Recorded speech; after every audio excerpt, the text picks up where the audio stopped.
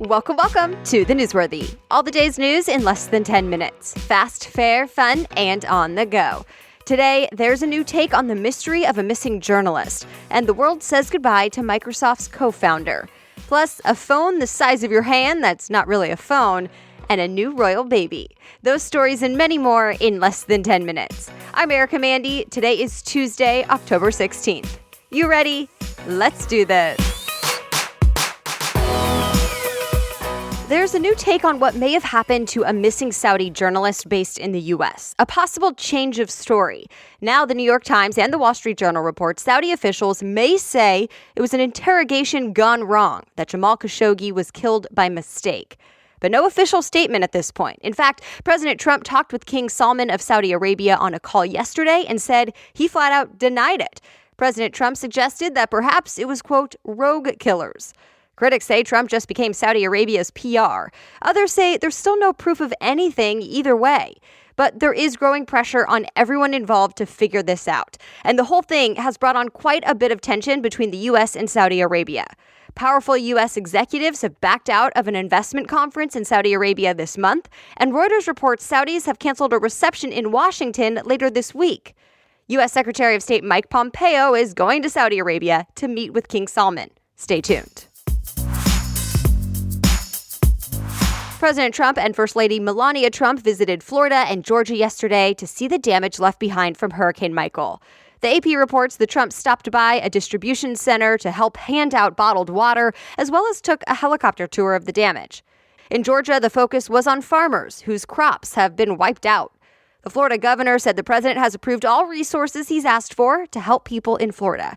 Critics say Trump won't acknowledge the role of climate change in these disasters. A federal judge threw out a lawsuit against President Trump, a defamation lawsuit brought on by Stormy Daniels, the adult film star who says she had an affair with Trump back in 2006. The reason for the lawsuit? A tweet. President Trump called it a con job that Daniels claimed a man threatened her to keep quiet about the affair. Fox News reports the judge dismissed the case, saying the tweet is protected by free speech, especially the type of exaggerated rhetoric that goes along with politics. Daniels and her lawyers say this is not over. They're planning to appeal. All right, some other things to know today. The co-founder of Microsoft, Paul Allen, died yesterday at the age of 65. Allen also owned the NFL's Seattle Seahawks and the NBA's Portland Trail Blazers.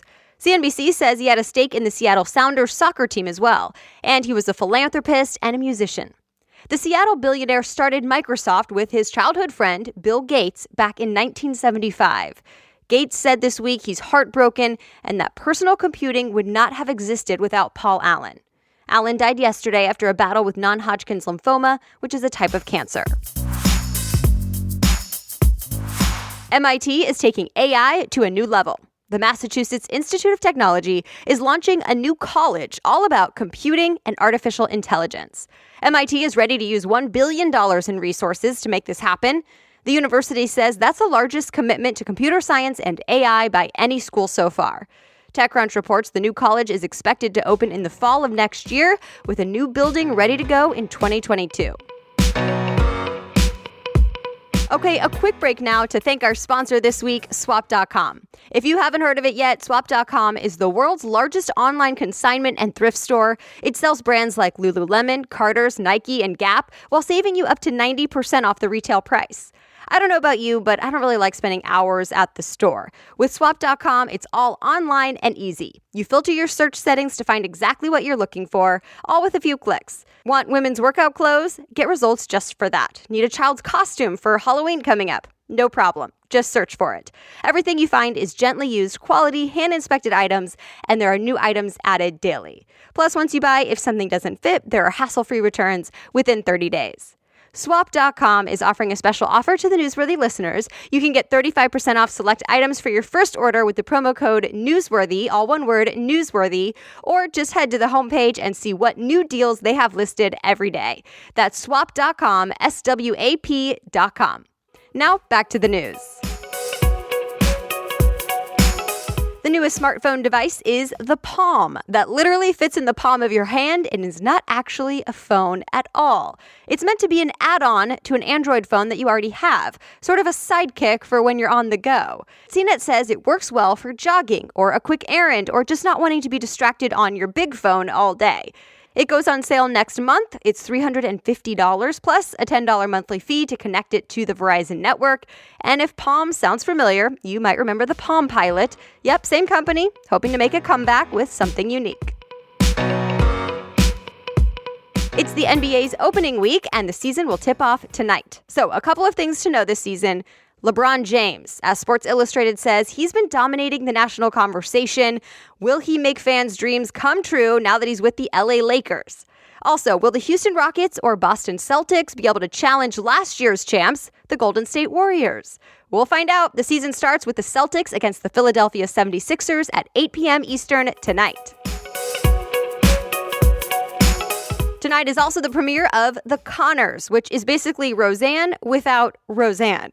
Remember, ABC fired Roseanne Barr and canceled the show's revival after she tweeted a racist comment last spring. But now the network is hoping The Conners can survive without her. The Hollywood Reporter says the show will address what happens to the mom of the show, but no details are out about how they're handling this just yet. Even the early reviewers were sworn to secrecy. Get ready for another royal baby. The Duke and Duchess of Sussex are expecting their first child in the spring of 2019. The new baby would be 7th in line to the British throne, but Time reports the baby will not be given the title of prince or princess. Apparently, that's reserved for Prince William's kids. Also, since Meghan Markle is a U.S. citizen, some are now wondering if the baby will be a citizen too. The New York Times says technically yes, but it's a bit more complicated than that for several reasons, including whether or not the palace will want the baby to have dual citizenship. For now, Prince Harry and Meghan Markle are taking a royal tour of Australia, where they got their first baby gift, by the way, a stuffed kangaroo and a pair of baby Ugg boots. And that's it for today. Thank you so much for listening. If you got value out of today's episode, please be sure to let others know they should be listening too. And if you want to read more about any of the news stories we talked about in this episode, I try to make it easy for you. You'll find links and more articles in today's show notes. Just go to thenewsworthy.com, click episodes, and then find today's date. The Newsworthy is ready for you every weekday by 4 in the morning, so we will chat again tomorrow. Have a great day.